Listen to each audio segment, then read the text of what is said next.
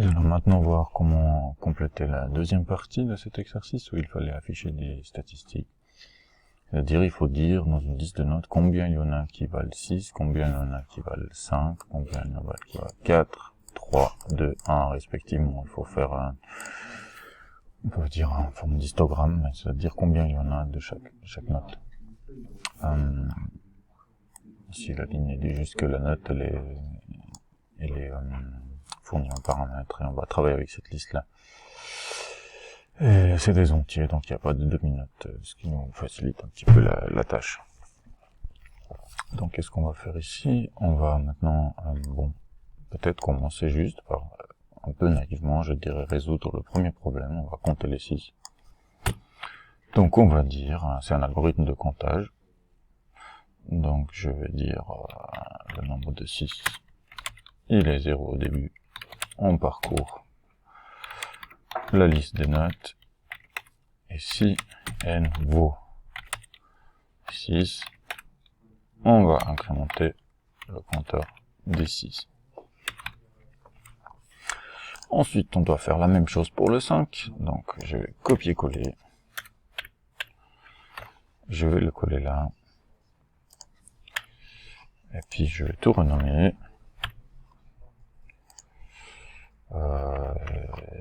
Et puis peut-être, avant d'aller plus loin, j'aurais tout de suite dû tester, donc je vais faire un print. Par exemple ici, je vais faire un print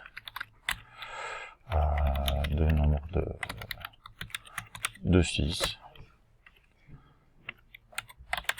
Et puis il y en a combien? Il y a un nombre 6. Et ça aussi, je vais le copier-coller. Et je vais le mettre là pour les 5. Et on va tester comme ça déjà. Donc une liste de notes, pour l'instant, je peux saisir par exemple une où il y a ni 5 ni 6, et puis il me dit qu'il y en a 0 de chacun. Je peux saisir une liste où il y a un 5 et il y a 2, 6, et puis ça a l'air de jouer. Maintenant je pourrais continuer comme ça pour toutes les notes déjà qui sont indiquées ici, et ça fait beaucoup de copier-coller. Quand on est amené à faire des copier-coller en programmation, généralement c'est un signe qu'on n'a pas assez décomposé notre code. Et ici on peut voir que en fait ces deux blocs-là, ils font exactement la même chose, à une chose près. Ici on traite le 6 et ici on traite le 5. Donc on pourrait faire une autre méthode, une autre fonction, une procédure qu'on va appeler afficher statistique pour une note donnée. Et de nouveau, elle va prendre la liste de notes, elle va aussi prendre la note pour laquelle on veut faire la statistique. Et on va adapter un bloc de code comme celui-ci. On va enlever le 6 ici puisque c'est variable, et puis là on va mettre la note qu'on cherche, on va incrémenter le nombre, et à la fin on va ici afficher les nombres, et il faudrait aussi dans le texte que là on utilise la variable note plutôt que directement le 6. Voilà. Et puis on va du coup appeler afficher statistique note de liste de notes pour 6. On va déjà vérifier juste ça, si ça marche encore pour le 6. Un 6, ok, ça a l'air de jouer. S'il n'y a pas de 6, ça a l'air de jouer aussi. Donc maintenant de nouveau on est un peu tenté à faire un copier-coller. Cette fois-ci au moins il y a moins de lignes à copier-coller, on va le faire pour toutes les notes. On va le répéter en fait pour toutes les notes qui nous intéressent. Si je lance ça ici, je saisis une liste de notes 3, 2, 4, 3, 6, 6, 0. Alors j'ai quoi? J'ai pas de 5, ça c'est juste, j'ai 2 6, j'ai 2 4, j'ai 1 3, et j'ai 1 2, et j'ai pas de 1. Ça m'a l'air plutôt juste, on va quand même tester s'il arrive aussi à compter les 1 et les 5. Oui, donc j'ai pas oublié les 1 et les 5, donc ça c'est bon. Maintenant on voit ici qu'on est quand même, on a fait du copier-coller, on répète 6 fois la même chose.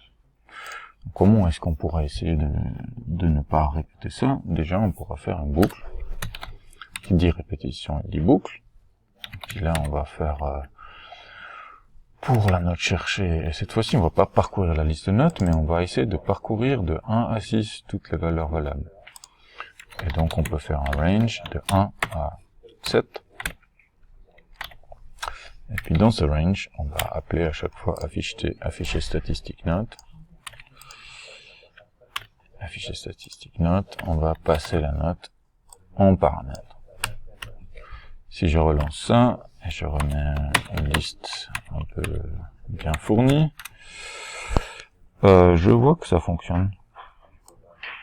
Ça m'a l'air tout à fait correct. Le nombre de 4, c'est 1, le nombre de 5, il y en a 2, le nombre de 1, il y en a 2. Simplement, l'ordre, il correspond pas à l'énoncé.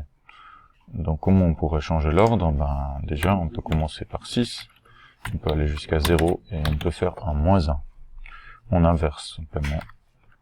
On va reprendre la même liste. On inverse l'ordre. Et puis là, effectivement, on a inversé l'ordre de parcours et du coup aussi l'ordre d'affichage. Maintenant, il se trouve que tout au début du programme, on nous dit qu'on voudrait éventuellement pouvoir adapter ces notes à un système de la France où les notes commencent à 0 et vont donc on va pouvoir adapter notre programme à d'autres systèmes de notes où le minimum, le maximum et la limite de suffisant diffèrent. Donc si on doit tester maintenant, qu'est-ce qui se passe si je fais ça? Je fais la note min de 0 à 20 et la limite de suffisant à 10. Je relance mon programme, je remets les notes que j'ai mis ici. Là, donc il a adapté parce qu'il a dit qu'il n'y a que des insuffisants, puisqu'ils sont toutes les notes sont en dessous de 10.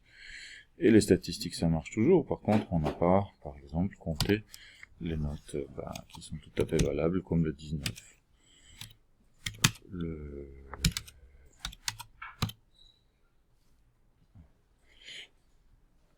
Alors là, je sais pas trop comment on va gérer si les notes vont de 0 à 20 et que la valeur 0 signifie en même temps qu'il n'y a pas de note pour cet étudiant. Je dirais qu'il y a un petit bug dans l'énoncé, en fait, sur cette question-là.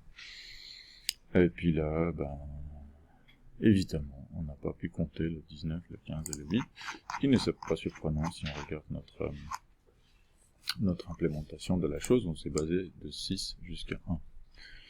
Donc plutôt que de mettre 6 directement, on pourrait mettre la note maximale.